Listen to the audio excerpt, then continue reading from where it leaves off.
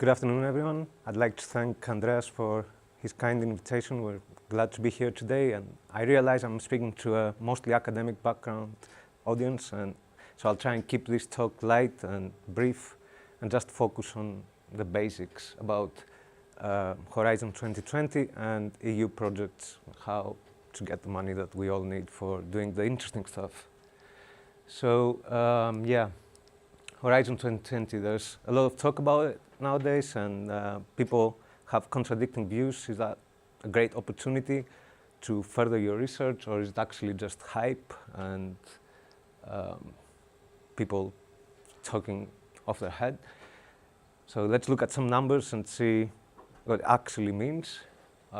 This is basically just a fancy word to say the EU budget for the next few years is something around €1 trillion.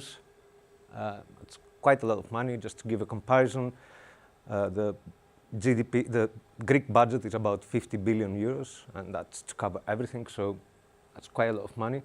And about half of it goes here, which is smart and inclusive growth. That's quite a few actions that are not necessarily all research, but they are meant to stabilize the financial economic system while taking measures to create economic opportunities, new jobs, etc. And then there's a lot of money in sustainable growth and natural resources, which is basically agriculture and so on. And then some money for security, global Europe, which is basically just foreign affairs, and of course administration. Horizon 2020 is under this category, and it's around €80 billion. So around 8% of the total budget. If we look at the previous research projects, research programs, we're going to see that there's a substantial increase in the amount of money that the EU is willing to spend on research. As I said, it's 80 billion, and that translates to something between 10 and 14 billion euros a year.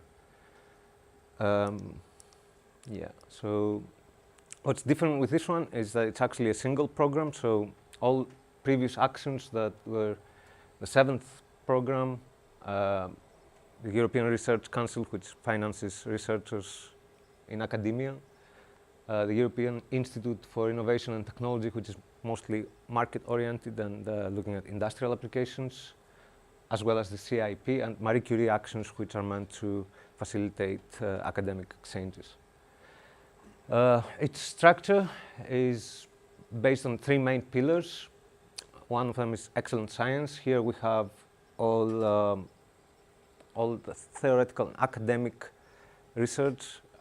Industrial leadership, which is actually supposed to help commercial and commercialization of this research, and societal challenges, which are meant to answer some key challenges that the EU and the world is facing. There's also money going into the European Institute of Innovation and Technology, Euratom, which is basically nuclear physics, and large joint research centers such as the European Space Agency or CERN, etc. How this budget is actually distributed is, well, quite equally distributed. There's 17 billion for industrial leadership, around 30 billion for societal challenges, and around 25 billion for excellent science. There's also roughly 6 to 8 billion going to the rest of the actions. So that's some basic numbers. So what's different with this new framework? The main thing is that it's a single program, so you don't get lost in all the bureaucratic information that you had before. All the information are available in the participant portal, and you can get all the calls and guidelines from there. Another thing is coupling research to innovation, and we're going to get to that later. EU really wants to get a return of investment for this substantial amount of money that it's spending. So they actually want not just new knowledge produced, they want commercialization of this knowledge. The focus on societal challenges is also something new. Before, you had some general general thematic areas such as nuclear physics or psychology. Now you have a specific challenge that you are supposed to, well, your research is supposed to give answers to. And the simplified access, as I spoke about, a single participant portal. What's also new is the technology readiness levels, and those are basically meant to distinguish the maturity of your idea and your project. What you have in TRL 1 and 2 is basically just the theoretical principles observed, and TRLs 3 to 6 is the actual experimental work that you all guys do in universities mainly. And then TRLs 7 to 9 are demonstration prototypes and the actual commercialization of the product or service that your research aims to. Funding rates are basically, they fall into two categories. There's the research and innovation actions, which are funded by 100%, and you also get a flat rate of 25% overheads, and innovation actions, which get 70% of direct costs. The evaluation criteria are excellence, impact, and implementation. So it's your science, the impact that your scientific results are going to have, and the implementation of the project.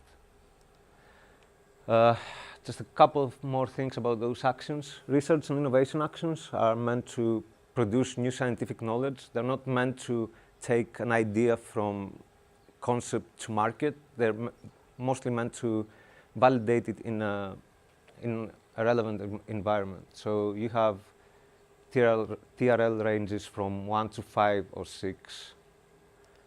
Demo pilot projects, they start from this stage. They are more meant to validate those results that you already have and demonstrate that your product or service is ready for market. So here we have TRL ranges from 6 to 7 or 8. And finally, first application or market replication projects, which are also under this category of innovation actions, start from a TRL range 7 or 8 to 9. 9 is the actual deployment of your product or service, so they aim at commercialization. No research is allowed in those projects. Another thing that's quite, well, it's not new, but it's a lot more important in Horizon 2020 is the SME participation. So if you involve small and medium enterprises as your partners in your consortium, you're much more likely to get funded. In fact, about 15% needs to go to SMEs. There's also specific calls and specific instruments like the SME instrument, which are meant to finance SMEs to take an idea to market. Let's talk a bit about the projects themselves. A good proposal should have, of course, a description of activity. It should be well planned and have the relevant work packages, meetings, but also it needs to take into consideration things such as the IPR management, that's intellectual property rights, and the management of the consortium itself. You need to show that you have clear milestones that help you monitor the progress of your project, deliverables, and ideally demonstration trials if you fall in this TRL range to validate your results. So what we have learned so far from our involvement in Horizon 2020 projects is that it's probably the most difficult project so far. Success rates are something between 2 and 4 to 6%, depending on the call, which is very low. That means that, of course, you need to have truly innovative ideas. It's not just applying something that everybody knows. The consortium is actually very important. So the fact that partners should have know-how that kind of completes each other and and they have relevant experience and capability to deploy the products. As I said before, commercialization, and finally, your capacity to build a good proposal. So experience matters here. So success factors are basically your idea, the partners that you choose, whether it's market-oriented or not, and other factors which are not irrelevant. They include benefits for small and medium enterprises, benefits for the EU as a whole, gender aspects and experience, and so on. I'm just going to say a couple of things about us and how we are involved in Horizon 2020 projects. We are a separate company, as Andreas mentioned before, but we also have presence in Athens and recently in London. We have collaboration with various institutions and academic institutions and companies throughout Europe, and we conduct applied research and also specialize in innovation management aspects in Horizon 2020 projects. So we perform research, development, and innovation. We do the project management and innovation management, and we also offer industrial consultation services. In the past few years, we have participated in 6 projects under the Financial Program 7, and we're actually expecting our 10th project to start now.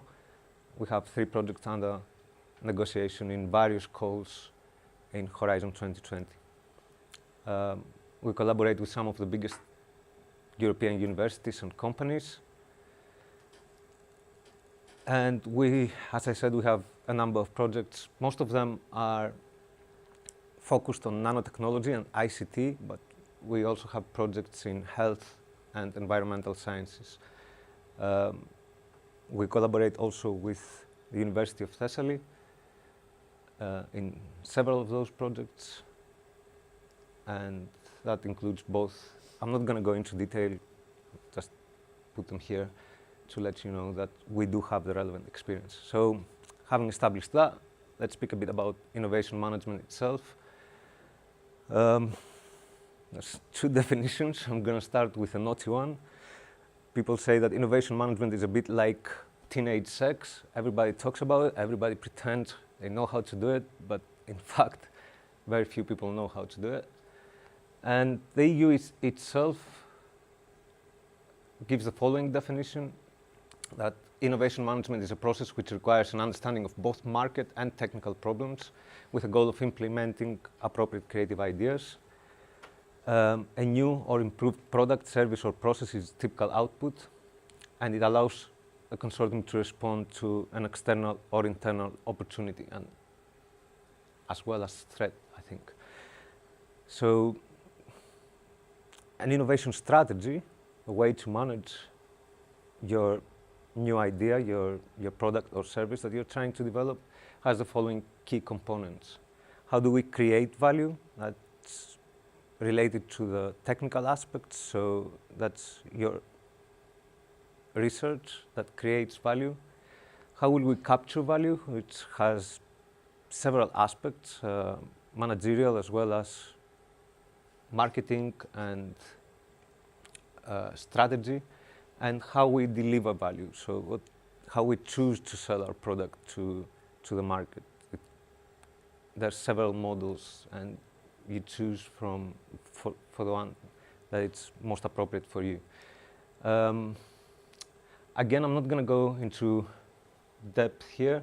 I'm just going to say that when you start developing a project, you should first consider what the real reasons behind it are. It's not just to get funding. You should have a clear vision of how this is going to help your company or university to create value or develop its know-how, and you should do that in a very market-oriented way. Some of the tools that you use to develop such a strategy are the ownership model, so IPR issues. It doesn't have to be a patent. It can also be just a consortium agreement. A SWOT analysis, that's strengths, weaknesses, opportunities, and threats. that's usually the heart of a business plan, and this is very, very important, especially in innovation actions. And aspects such as the market size, the market identification, who does what, who owns what, and of course the resources that are needed to complete the project.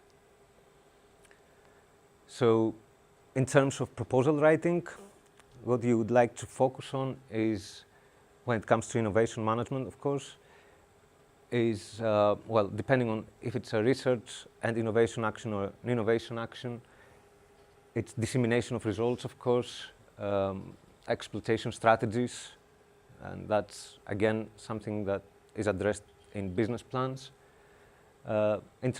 Intellectual property rights, your capacity to actually innovate, so your capacity to bring the product to the market and its impact,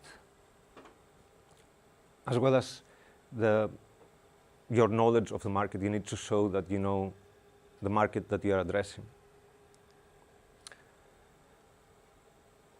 I think I'm not going to go into those things either. I'm just going to skip to the last slide and speak a bit about why the EU wants that. And it's very, very important to keep in mind what they want, so that you actually write your proposal accordingly.